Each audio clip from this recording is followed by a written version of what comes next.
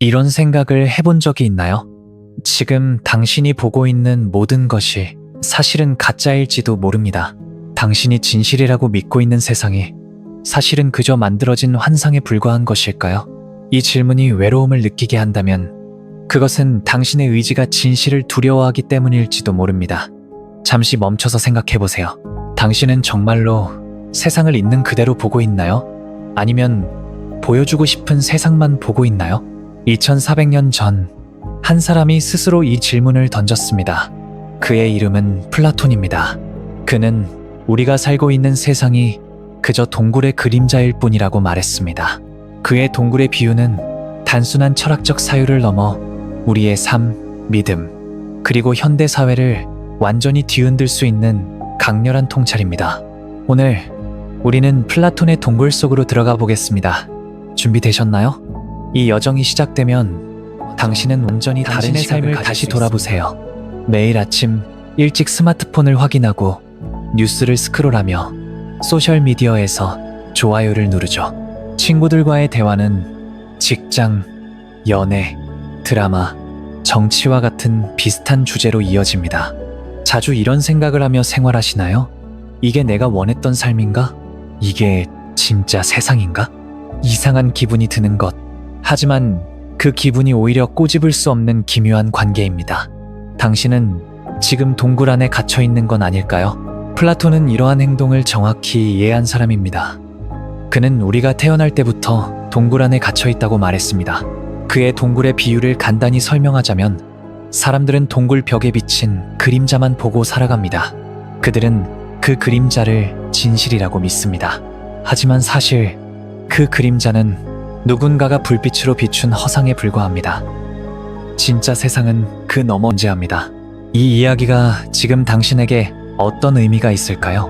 당신이 매일 접하는 정보, 뉴스, 광고, 미디어 피드, 그것이 정말 진실일까요? 아니면 당신에게 보여주고 싶은 그림자일까요? 플라톤의 탐구는 2400년 전의 이야기가 아닙니다.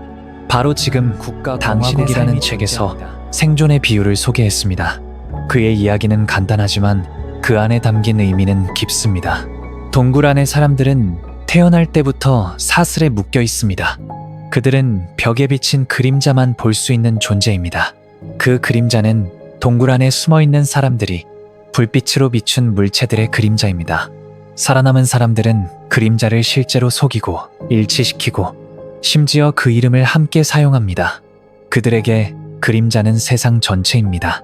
하지만 어느 날 우연히 사슬이 풀린 한 사람이 동굴 밖으로 나갑니다. 그는 처음으로 태양을 보고 그림자가 아닌 진짜 물체들을 바라보며 세상이 훨씬 더 크고 복잡하다는 것을 깨닫습니다. 그는 동굴로 돌아가 다른 사람들에게 이 진실을 전하려고 하지만 그들은 비웃고 심지어 공격합니다. 왜냐하면 그들은 그림자가 없다고 믿기 때문입니다. 이 장면은 플라톤이 말하고자 했던 진실의 본질을 잘 보여줍니다. 진실을 마주하는 것은 때로는 고통스럽고 불편한 일입니다. 그러나 그 고통을 감수하지 않으면 우리는 영원히 동굴의 그림자 속에 갇혀 있을 수밖에 없습니다. 플라톤은 이 비유를 통해 우리가 진실이라고 믿는 것들이 사실은 이데아, 아이디아, 완벽한 것의 그림자일 것이라고 말합니다. 세상은 우리의 선택에 따라 실제로 존재하며 그에 따른 사고와 관련이 있다고 생각합니다. 그렇다면 중요한 질문이 있습니다. 왜 사람들은 진실을 믿고 있다고 생각할까요? 왜 진실을 배제하려는 두려움이 있을까요? 이 질문에 답하기 위해서는 인간의 판단을 살펴봐야 합니다.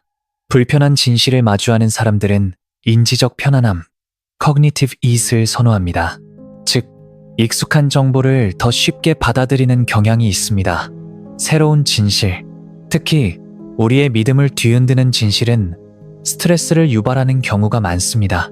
2019년 연구에 따르면 낯선 아이디어에 직면했을 때 우리의 뇌의 편도체 공포와 이를 감지하는 부위가 활성화된다고 합니다.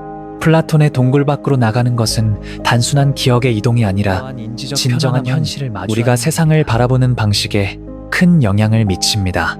우리는 익숙한 것에 안주하고 새로운 정보나 관점을 받아들이는 것을 두려워합니다. 이는 우리의 사고를 제한하고 진실을 외면하게 만듭니다. 예를 들어 우리가 믿고 있는 정치적 견해나 사회적 신념이 도전받을 때 우리는 본능적으로 방어적인 태도를 취하게 됩니다. 이는 우리의 정체성과 자아를 위협받는 것처럼 느껴지기 때문입니다. 여기 현상 유지 편향이 작용합니다. 예를 들어 당신이 매일 보는 뉴스 채널이 사실 편향된 정보라는 것을 알면서도 그 채널과의 친밀함 때문에 쉽게 고개를 돌리게 됩니다. 이를 인정하는 것은 지금까지 해왔던 모든 것을 다시 생각해야 한다는 것을 의미합니다. 그래서 대부분은 그냥 외면합니다. 이러한 현상은 우리가 익숙한 것에 안주하고 변화에 대한 두려움으로 이어집니다. 또 하나, 그룹 사고라는 현상이 있습니다. 우리는 집단의 일원으로 인정받고 싶어 합니다. 사람들은 그림자를 믿고 그것이 그들의 문화가 됩니다. 누군가가 그림자는 가짜야라고 외치면 그들은 그 사람을 배척합니다. 이는 그들의 사랑하는 사람들을 보호하기 위한 행동입니다. 은인 사회에서도 마찬가지입니다. 믿음의 미디어에서 믿음을 반대하면 당신은 즉시 이단자로 낙인 찍힙니다. 이러한 사회적 압력은 개인의 생각과 행동을 제한하고 진실을 임무를 수행하세요. 도대체 뭐냐고요? 바로 우리가 매일 손에 쥐고 있는 스마트폰, 끊임없이 떠드는 미디어, 그리고 우리를 위한 미디어 환경입니다. 이 디지털 동굴은 플라톤의 그림자와 똑같습니다. 누군가가 혹은 유령이 우리에게 보여주고 싶어 하는 것들입니다. 우리는 이러한 환경 속에서 진실을 찾기보다는 편안함을 추구하게 됩니다. 생각해보세요. 당신이 소유한 뉴스는 당신의 권리입니까? 아니면 누군가의 의도적으로 편집된 것일까요? 남아있는 미디어는 당신에게 완벽한 삶을 보여주지만 그건 허상일 뿐입니다. 믿을 수 있는 스포츠 경기장을 만들었습니다. 2023년 구글 연구에 따르면 사람들은 자신과 반대되는 내용을 접할 때 평균 7초 만에 스크롤을 하고 싶어 합니다. 우리는 외부에 있는 기회를 스스로 운전할 뿐입니다. 이러한 경향은 우리가 진실을 외면하게 만들고 결국에는 자신을 속이게 됩니다. 기업과 정부도 이 보호를 유지하는 데 일조합니다. 광고는 당신의 국무장관을 의미합니다. 그들은 당신이 진실을 찾는 것보다 카운터하고 복종하기를 원합니다. 이러한 세상을 알리는 경우가 있습니까? 그 사람은 아마 이렇게 말했을 것입니다. 너희는 그림자를 그대로 유지하고 있습니다. 우리는 이러한 구조 속에서 살아가며 진실을 찾기보다는 안락함을 선택하게 됩니다. 역사를 발견한 사실을 만난 사람들이 있었습니다. 하지만 그들은 대가를 치렀습니다. 플라톤의 스승인 소크라테스는 오직 진실만을 기다리고 있었습니다. 질문을 통해 깨달음을 얻은 삶을 사람들에게 전하셨습니다. 하지만 안테나는 자신을 비웃고 결국 독배를 마시게 할 것입니다. 그의 잘못은 무엇이었을까요? 사람들에게는 그림자가 아니라 진실을 추구하는 것이었습니다. 그는 진실을 찾기 위해 고군분투했지만 그 대가는 너무나도 컸습니다. 갈릴레오도 놀라운 모험을 했습니다. 그는 지구가 태양을 돌고 있다는 사실을 진실로 존경했습니다. 하지만 교회는 그를 이단자로 몰아갔습니다. 그는 끝까지 태양을 지키고 싶었지만 구원받지 못한 사람들은 이를 용서하지 않았습니다. 이러한 역사적 사례들은 우리가 진실을 추구하는 것이 얼마나 어려운 일인지 보여줍니다. 현대에도 비슷한 일이 일어나고 있습니다. 줄리언 어산지는 정부의 비밀을 폭로하며 디지털 보호의 그림자를 찾았지만 그는 지금 감옥에 있습니다. 모든 사람들을 보호하기 위해 대가로 격리와 박해를 당하고 있습니다. 하지만 그들의 이야기는 우리에게 묻습니다. 당신은 그림자 속에 머물고 있는가? 아니면 진실을 향해 나아갈 것인가? 이러한 질문은 우리 각자가 스스로에게 던져야 할 중요한 물음입니다. 그렇다면 당신은 어떤 사람인지 확인할 수 있는 사람입니까? 플라톤은 적법한 사고가 그 사람이라고 생각했습니다. 하지만 그건 거창한 것이 아닙니다. 지금부터 몇 가지 방법을 알려드리겠습니다. 첫째, 질문하세요. 당신이 당연하게 받아들이는 겉뉴스, 신념 미디어, 심지어 당신의 믿음에 대해 왜? 라고 물어보세요. 플라톤은 질문이 진실로 가는 첫걸음이라고 했습니다. 질문을 통해 우리는 더 깊은 이해를 얻고 진실에 다가갈 수 있습니다. 둘째, 고독을 받아들이세요. 밖으로 나가면 처음엔 외로울 수 있습니다. 하지만 그 고독은 당신이 정말로 세상을 볼 기회입니다. 책을 읽고 생각하며 자신의 통찰을 고민해 보세요.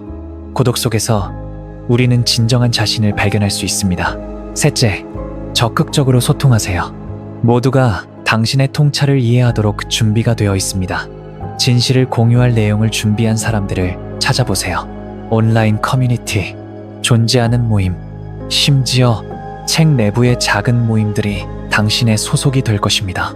소통을 통해 우리는 서로의 생각을 나누고 더 나은 세상을 만들어갈 수 있습니다. 마지막으로 작은 행동을 시작하세요.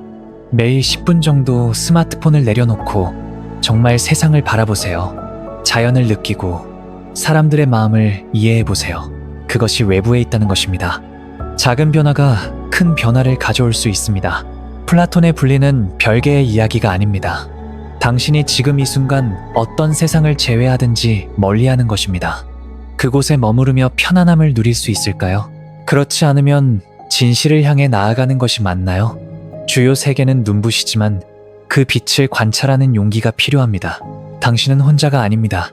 소크라테스, 갈릴레오, 그리고 수많은 사람들이 그 길을 걸었고 인류를 더 나은 곳으로 이끌었습니다. 당신도 세상에 반대할 수 있습니다. 단 한 걸음씩 진실을 향해 노력하십시오. 당신의 목소리가 세상을 변화시킬 수 있습니다.